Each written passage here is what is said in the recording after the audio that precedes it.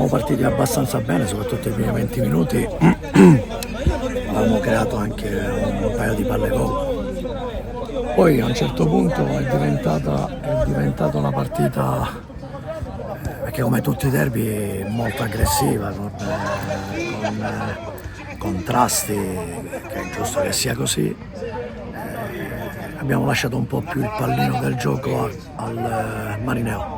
Poi nel secondo tempo diciamo che abbiamo rimesso un po' le cose a posto, eravamo partiti nuovamente bene e poi c'è stata questa espulsione per me ingiusta su Senè. Poi magari le immagini diranno se ho torto io.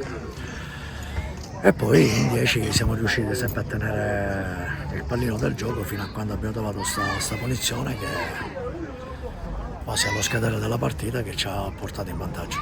Giusto perché nell'occasione dove lui è andato in anticipo sulla palla il giocatore del Marineo è arrivato fuori tempo, però l'arbitro forse non so se era posizionato bene o meno,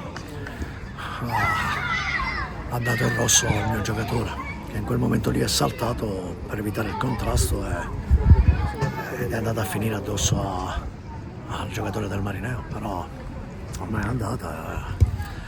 Parlarne serve a ben poco, andiamo avanti e domenica è già un'altra pagina diversa da quella di oggi.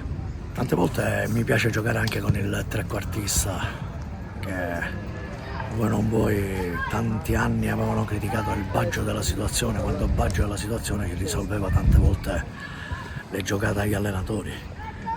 Io sono sempre stato uno che il sottopunta o il trequartista che ha giocate, che ha inserimento, piace tanto.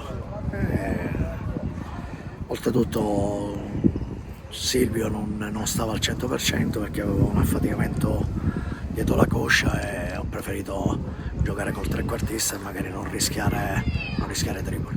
Sciulli è in fase di recupero, cercheremo di recuperarlo dalla partita contro lo Sciacca la prima giornata di campionato, perché ha avuto pure un'infiammazione a livello di ginocchio e lo stiamo recuperando.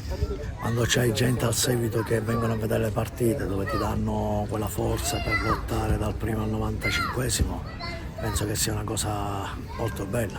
Vedere un campo chiuso è qualcosa di triste e di non bello, però ci dobbiamo adattare anche a questa situazione perché stiamo facendo dei lavori per migliorare quello che è il nostro campo sportivo. Subentrare di solito sono delle squadre che magari hanno costruito altri allenatori e devi essere bravo a fare meno danni possibili.